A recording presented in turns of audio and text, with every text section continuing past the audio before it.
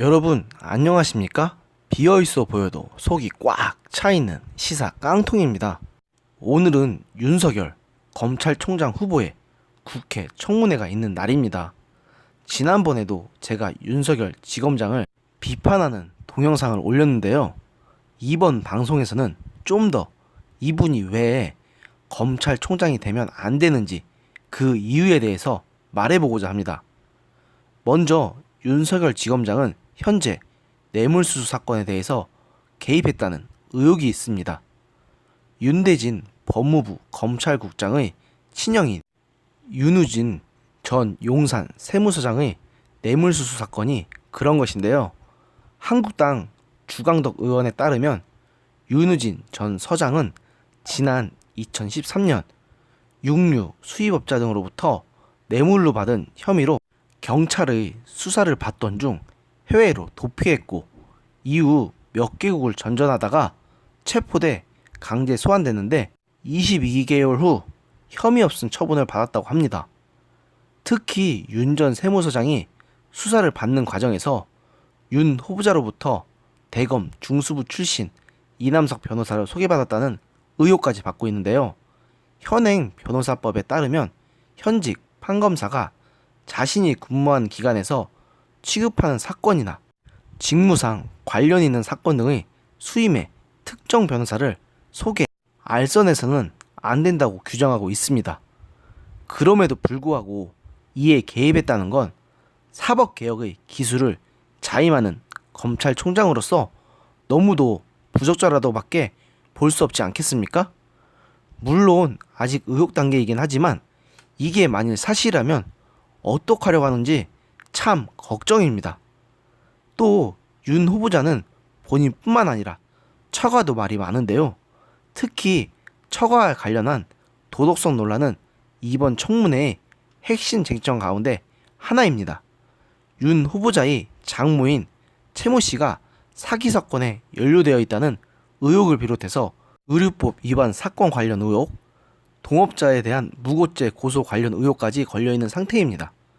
한국당은 이들 3건의 사건에서 최 씨의 범죄 혐의가 명백한데도 최 씨가 처벌받지 않았다는 점에 문제를 삼고 있는데요.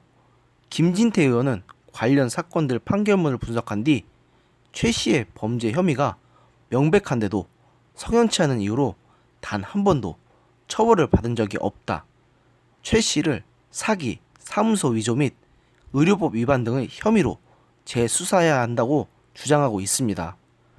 물론 윤석열 후보자는 야당이 제기하는 모든 의혹에 대해서 사실이 아니다, 개입한 적 자체가 없다라면서 내빼고 있고, 민주당에서는 야당의 주장 자체가 편견을 바탕으로 했다, 본인과 직접 관련 없는 문제나 상상에 기반을 둔 막연한 의혹이 섞여 있다는 식으로 반박하면서 윤 후보자의 호위무사를 자처하고 있습니다. 사실 아무리 큰 의혹들이 드러나고 그 의혹들이 사실로 증명된다 한들 지금까지 사례로 봤을 때 문재인 대통령께서는 국회에서 보고서 채택이 불발되어도 임명을 강행하실 것으로 보이기 때문에 사실 청문회 자체는 큰 기대가 안 됩니다. 그런데 사실 저 문제들을 어떻게 보면 부차적인 문제에 불과합니다. 진짜 문제는 윤 후보자가 문재인 정부가 스스로 핵심 국정과제로 내세우고 있는 검찰개혁에 대한 적임자인지 여부입니다. 저는 솔직히 검찰개혁이 필요한지도 의문이지만 윤 후보자가 검찰개혁의 적임자라는 생각도 전혀 들지 않습니다.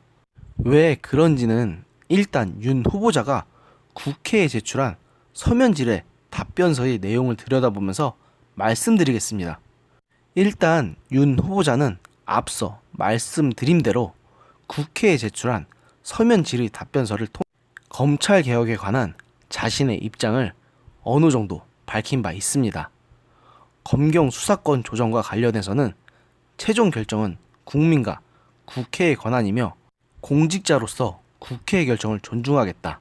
형사사법 시스템은 국회의 거니까 직결되어 있기에 한치의 시행착오가 있어서는 안 된다는 원론적인 답변만 내놓으면서도 경찰의 구속영장 청구권을 주는 방안에 대해서는 명백하게 반대 입장을 밝히기도 했습니다.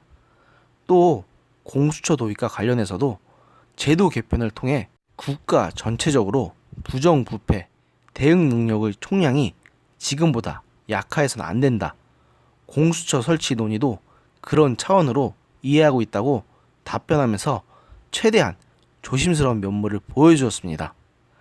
그런데 윤 후보자님, 그렇다면 당신은 지금 정권하에서 당신이 말씀하신 그 원칙에 맞게 수사를 하셨다고 말씀하실 수 있나요?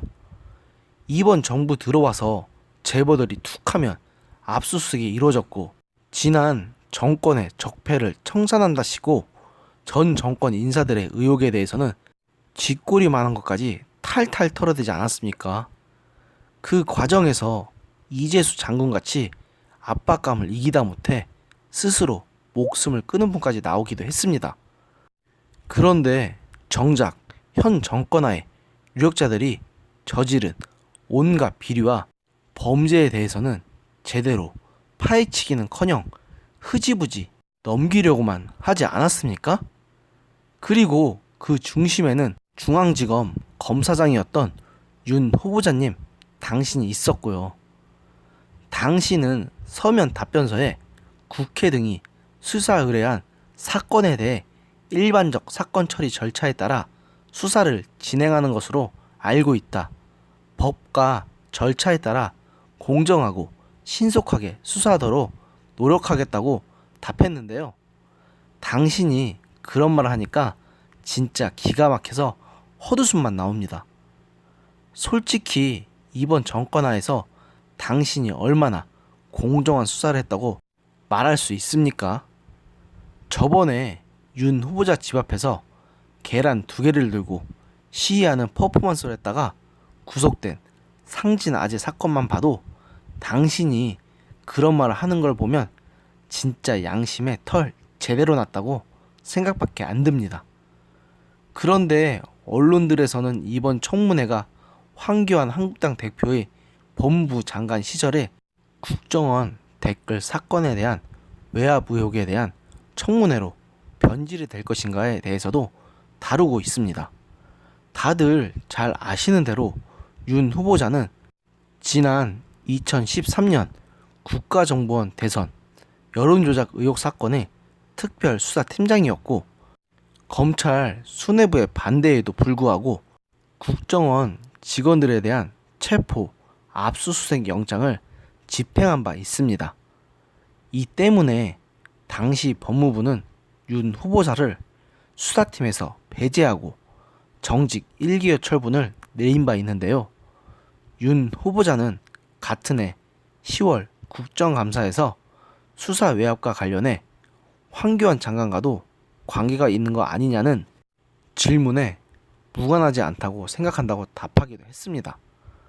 아무리 황교안 대표가 당시에 큰 잘못을 저질렀다 한들 윤 후보자의 의혹과 황 대표의 의혹은 별개로 다루는 게 맞죠. 이것 때문에 주객이 전도되는 일이 생겨서는 안 될 것입니다. 이번 정부 들어와서 정부 기관들이 하나같이 현 정부의 성향에 맞는 인사들로만 채워지는 게 지난 정부들과 비교해도 그 정도가 너무 심한데 윤석열 후보자는 그 중에서도 정말 심한 것 같습니다. 윤 후보자님, 당신이 정말 정의로운 법조인이라고 생각하시나요? 아니면 그렇게 믿고 싶은 건가요? 어느 쪽이든 당신이 지금까지 걸어온 행적과 제기된 의혹들을 보면 당신은 그 자리에 앉을 자격이 전혀 없는 법조인입니다. 부디 스스로의 주제를 파악하시고 험한 꼴 당하시기 전에 그 자리를 포기하시기 바랍니다. 그 자리는 당신의 자리가 아닐 뿐더러 주제에 넘는 엄청난 감투를 쓰게 된다면 결국 말로는 비참해질 것이라고 강력하게 경고하는 바입니다. 오늘의 영상은 여기까지였습니다. 들어주셔서 감사합니다. 여러분들의 구독과 좋아요는 저에게 큰 힘이 됩니다. 감사합니다.